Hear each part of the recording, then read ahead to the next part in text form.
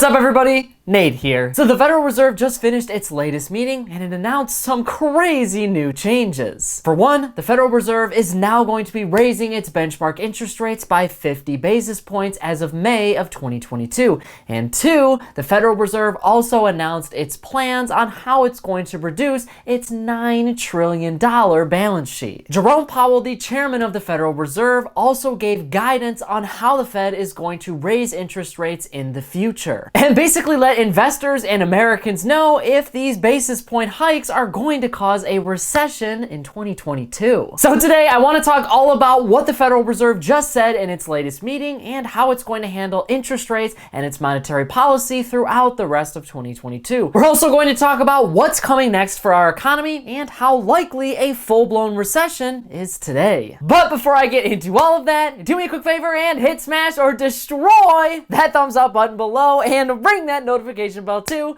Both of those two things are completely free and they help to show me that you like this video and that you want to see even more just like it. Thank you so much for doing that. And now let's talk all about the Federal Reserve and the results of its latest meeting. Now I mentioned it before, but the Fed is raising its benchmark interest rates by 50 basis points. This is a 0.5% increase. It now brings the total federal funds rate up to around 0.75%.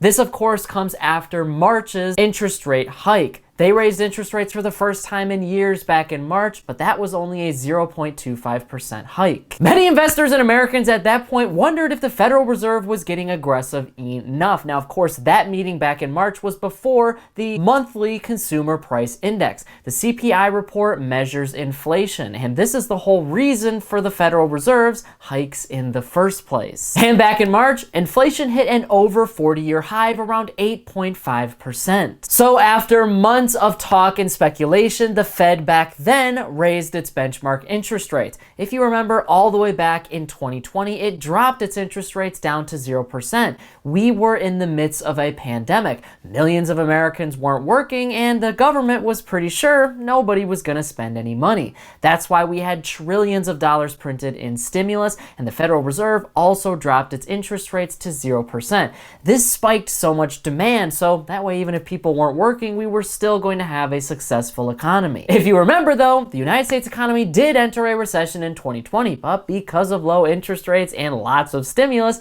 the US exited that recession faster than it ever had in American history. And that went on for a very long time, which meant Americans could spend a whole lot more money than they were used to. I mean, it was very easy for somebody to go out and get a mortgage and an auto loan. This is part of the reason why the auto market and the housing market have exploded over the last few years. But now the Federal Reserve wants to eliminate a lot of that demand. In their opinion, there's just way too much money circulating throughout our economy. So this is the most aggressive the Federal Reserve has got with inflation since 2000, when they raised interest rates at a similar level. In addition, the Federal Reserve also announced plans to start decreasing its $9 trillion balance sheet. Part of their monetary policy from 2020 to 2021 was to pour trillions of dollars into the New York Stock Exchange. We saw one of the fastest stock market crashes in history back in 2020 when the pandemic first began. In order to prop up the stock market for the long term, the Fed started to pour money into it. And it worked. We saw record highs in 2020 and in 2021 for just about every single stock.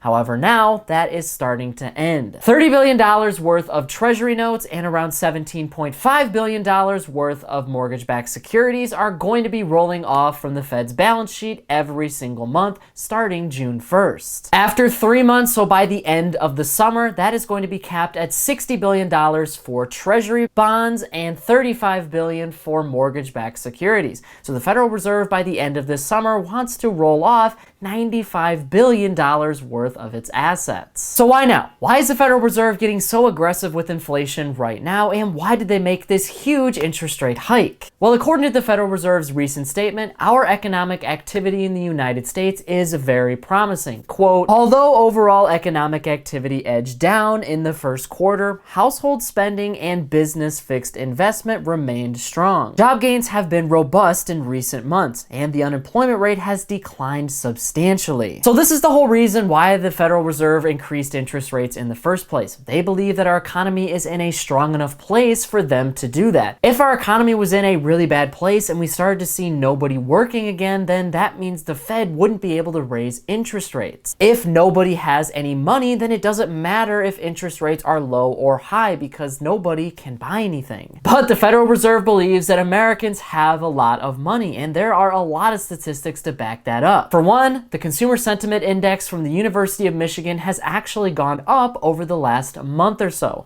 We were expecting, because of inflation and a lot of supply chain issues and unemployment, that consumer sentiment would go down. Americans were afraid that things were going to get worse with the war in Ukraine and that the pandemic might be rearing its ugly head again, but that hasn't been the case. According to Bank of America, consumers are still spending very strongly. And from all of your credit bureaus, we are starting to see credit card debts start to rise. Now, debt is a bad thing for the long-term health of our economy, but in the short term, it shows that Americans still want to spend a lot of money, or that they need to spend. Either way, Americans are still spending, so that is good. In addition, wages have started to increase a little bit in the United States. Now, they haven't reached the inflation rate just yet, but they're starting to go up, and inflation may have peaked last month. On the last Consumer Price Index report, which basically measures all of the prices for all of the goods and services in our economy and how they're going up or down on average, that index showed that inflation didn't go up nearly as high as people were expecting it to. Because of that, the Fed believes that inflation may have peaked. That means as wages start to rise and inflation goes down, workers will once again have a little bit of a surplus in money. And of course, business fixed investment. So businesses are investing in their products, they're investing in their services, they're investing to grow their own business once again.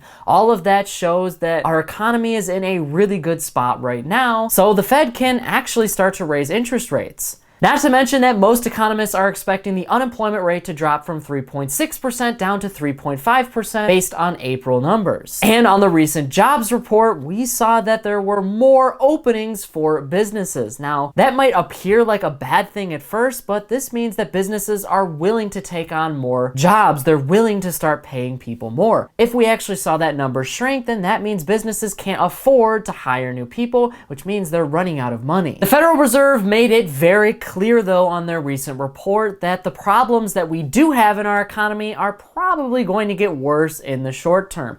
They specifically mentioned supply chain issues. The war between Russia and Ukraine has made a lot of things in the United States go up in price recently. In addition, we have China going back into lockdowns, and a lot of American businesses rely on China for manufacturing and services in general. Ultimately, this means that inflation is going to continue to go up. Because we can't get a lot of the goods and services that we need, we have a slight shortage, which means prices are going to continue to go up in May of 2022. However, the Fed believes because of the actions that they're taking and the strength of our economy, inflation isn't actually going to go up all that much. So then that leaves us all with the ultimate question: what exactly is coming next? Well, experts and investors have been on the fence about a possible recession in the United States for a long time now, and the recent GDP report for Q1 of the United States economy didn't really help that. The US economy actually shrank by around 1.4% during that time. In addition, a lot of experts and investors believe that the Federal Reserve may end up making a mistake with its monetary policy. So if the Fed decreases demand too quickly, well, then Americans aren't going to be able to spend any money. They're not going to be able to go out and get loans, and it's going to be harder for banks to loan out in general. Obviously, the Federal Reserve does not directly control interest rates for banks and mortgages and auto loans in the United States, but the banks get their money from the United States government. So the Fed indirectly controls those rates, because if they make it harder for banks and other financial institutions to get their money,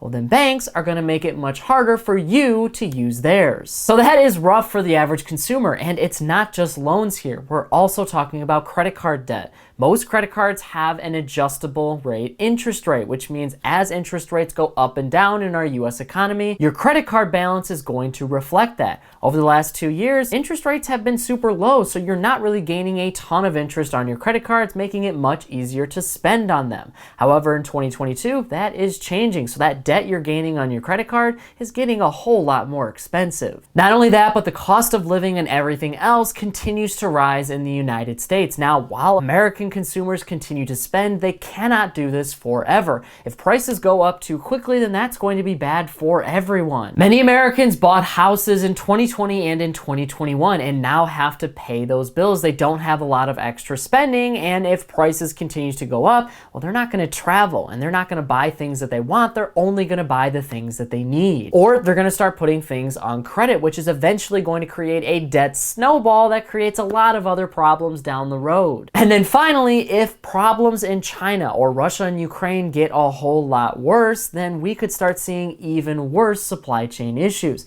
This is going to mean that businesses now have to pay even more, or they're just unable to get the things that they need to produce products to sell in the US. And the Federal Reserve has mentioned before that a mild recession in the United States is definitely possible. Nobody knows what's going to happen next, and nobody knows what consumer spending is going to look like, or who's going to end up having all of the money this year. They did also mention, though, that if we were to see a recession, it's not going to be a very deep one. More than likely, it's going to be very short, like a quarter or less. This is because a lot of the issues that would cause a recession are not long lasting, and they won't be around forever, and they're not the federal government or the Federal Reserve's fault. That gives the Federal Reserve the ability to raise rates aggressively, and they could raise rates even more aggressively starting in June. Now, this all depends on what the next CPI report looks like. If inflation actually did go way up and it's not starting to slow down, well, then you're going to see a more aggressive Fed. However, Federal Reserve Chairman Jerome Powell basically ruled out the possibility of a 75 basis point hike or higher starting in June. He said that he doesn't see any reason for it because the United States economy is really healthy, the unemployment rate is really healthy, and inflation is starting to go down. This all means that the federal funds rate or the Federal Reserve's benchmark interest rates are going to be around the 3 to 3.5% mark by the end of this year, as they want to continue raising interest rates around 5 to 6 more times in 2022 and multiple more times in 2023 and 2024. And the stock market loved it when they heard that the Federal Reserve is not going to raise interest rates more than 50 basis points in the near to distant future, as most of your major indexes like the Dow, S&P 500, and NASDAQ immediately grew by 2% after his meeting. And this is pretty crazy considering those indexes usually drop after a Fed meeting. So here's exactly what you need to know about the US economy going forward. Is there a potential for a recession? Well, that is definitely possible in today's economy. Nobody, even the Federal Reserve, can rule that out. It's important to mention that if you look at the stock market and its historical averages, then you can see that the stock market usually tops out around 6 months before a recession actually happens. And the stock market has done nothing but tank all this year. And we're about 6 months in, which means a recession could be around the corner. But here's the really good news. A recession in the United States has never lasted more than 18 months. And the Fed is saying that even if we did hit a recession, it's going to be very short and it's not going to feel like what we've seen in the past, like in 2008. In addition, markets like the stock market and the housing market always bounce back from a recession. Housing prices in 2007 and 2008 plummeted in value by around 90 to 100%. So a house that cost around $100,000 immediately would lose $90,000 worth of value. However, since then, housing values have tripled and now are hitting new record highs. Same with the stock market. The stock market crashed in 2008. The stock market crashed in 2020. So even though there's been a massive sell-off, the stock market traditionally always recovers from a crash. Meaning that even if the United States hits recession territory, there is hope that our economy is going to recover in the future. And what you've also got to remember too is that the United States economy has not been functioning how it's used to. We have seen record highs in every industry, so even if the US economy comes down a little bit, well, that is just par for the course. It might need to do that to get back to a normal level again. This is because when markets and our economy go south in the United States, there's always a brand new opportunity for investors everywhere. They can now buy in at a really low rate, and all that really does is tip the scales. As more people start to buy in because they can afford to, well, that makes markets go back up in the future. So it's not all doom and gloom here. The Federal Reserve believes that they can handle their monetary policy in a way that reduces inflation without causing a recession. But this is only the first step. The Federal Reserve has a lot more work to do in order to bring inflation down from its historically high levels. And they're not perfect here. They could still make a mistake. So in short, they're really gonna have to to put their money where their mouth is on this one. But now I want to hear from you on this issue. What do you think about the Federal Reserve raising its benchmark interest rates by 50 basis points? Do you think that the Federal Reserve can make monetary policy and get aggressive with inflation without causing a recession? Or do you think a recession in 2022 is inevitable? Whatever your thoughts are, leave a comment below before you go. But that is it for today's business and financial news breakdown. Thank you so much for watching. If you want to stay up to date with all of the top business and financial news from around the country, our team puts together a free daily newsletter, and you can subscribe to it by clicking the link in this corner right here. And if you want to stay up to date with me and everything else happening in the business and financial world, I'm putting out updates 7 days a week over here on this channel, and I've actually got another one ready for you right here, so be sure to check that out before you go. That is it for me, everybody. Be kind out there, and I'll see you all in the next one.